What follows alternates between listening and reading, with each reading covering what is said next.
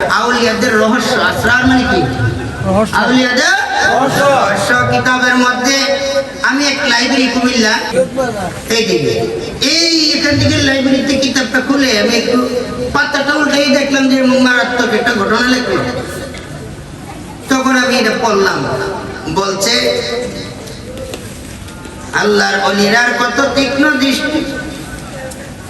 তিনারা নবীজি বলছে আগামী কি খাবা আজকে তুমি চিন্তা করিও না, কারণ তুমি তোমার জন্মের আগে তোমার রুহু যখন ছিল, তোমার রুহু তৈরি করার আগে তোমার তাকদীর আল্লাহ 50,000 বছর আগে তৈরি করেছে।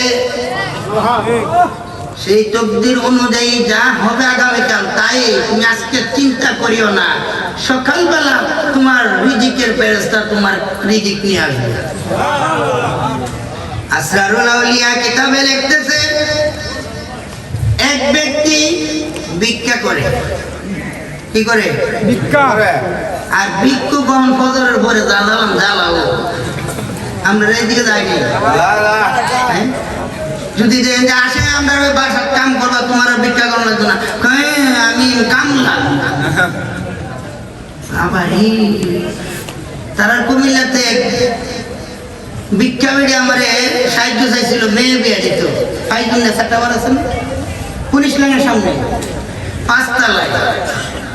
হুজুর আমার কিছু সাহায্য দেন নাই যে আমার মেয়েটা বিয়ে দিতাম, আমি মাফ করে।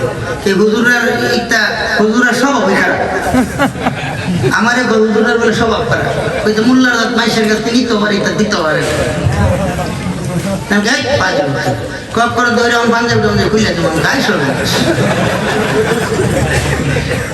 পাঞ্জাবি খুলে দেবো। মহিলা মানুষ তোরা আমি তাড়াতাড়ি টপ বাস্তালার থেকে সিঁড়ি বাইলাম, লিফট করুন করছে যদি এটা যদি হয়েছে। হ্যাঁ, মাপ কি লেগে করতে দিলাম বাপরি। ফকিন্নির ভূতের নাম মিয়াকা ভিক্ষা করি না, আওয়াজ দেখছিল। হ্যাঁ, নবীজি বলছে মেহনত করো, ভিক্ষা করিও না, তো পরিশ্রম করো। পরিশ্রম করতে বলে আরে বাবারে কত ওরা জবাই করে খাওয়া যায়, যে গ্রামের সবাই খাইতাম গোস্ত মাংস কমলো না, এতে করে ভিক্ষা। পালা টেন্ডারে বিহা করে এই বাবা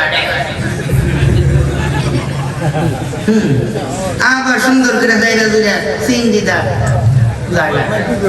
বহুত দেখছি বাবা।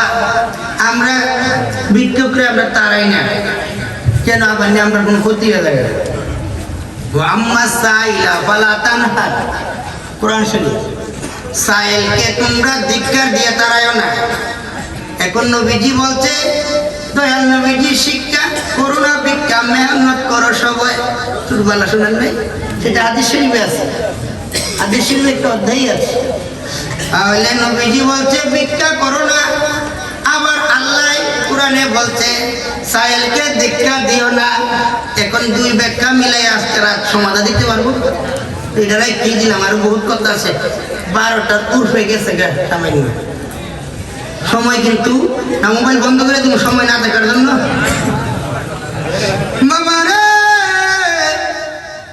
ওই ভিক্ষা করি না রে, কি সমাজের ইজ্জত যাই। ওই আসরারুল আউলিয়া কিতাব সমাজের ইজ্জত যা বিদায়। সমাজের তারা বলছে তুই অন্য গ্রামে যাইস না, আমাদের গ্রামে 60 ঘর আছে, এই 60 ঘর ভিক্ষা করে খাইস।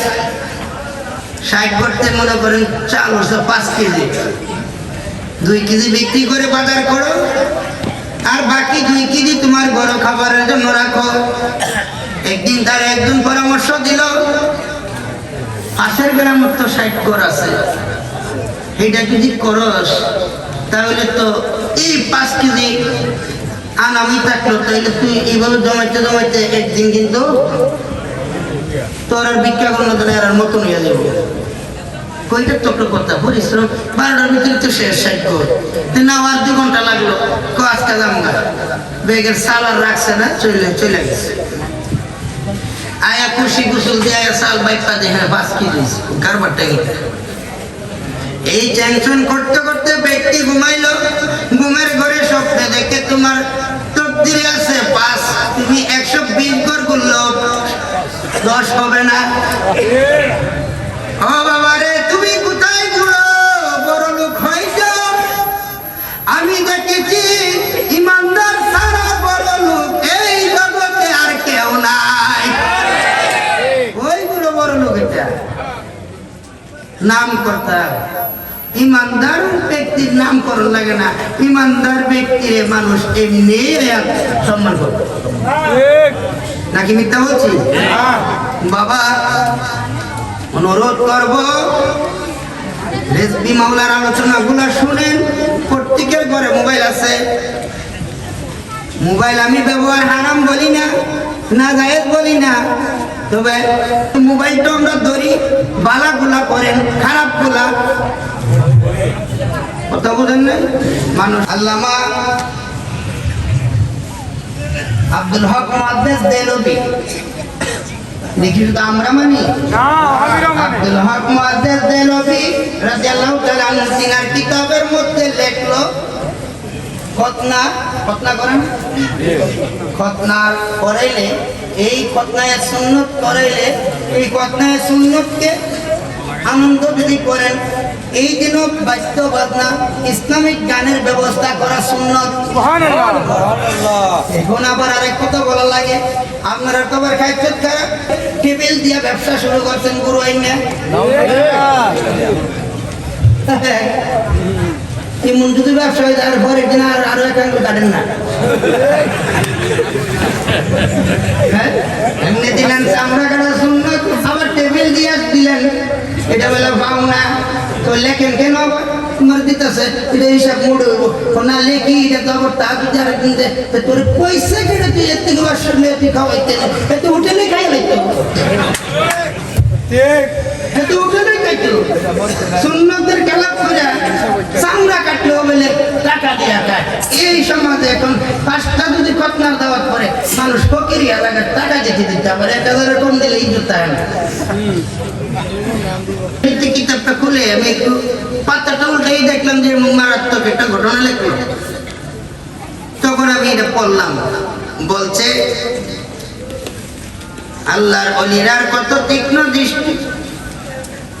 তিনারা নবীজি বলছে আগামী কি খাবা আজকে তুমি চিন্তা করিও না, কারণ তুমি তোমার জন্মের আগে তোমার রুহু যখন ছিল, তোমার রুহু তৈরি করার আগে তোমার তাকদীর আল্লাহ 50,000 বছর আগে তৈরি করেছে। সেই তাকদীর অনুযায়ী যা হবে আগামীকাল তাই, তুমি আজকে চিন্তা করিও না, সকালবেলা তোমার রিজিকের ফেরেশতা তোমার রিজিক নিয়ে আসবে।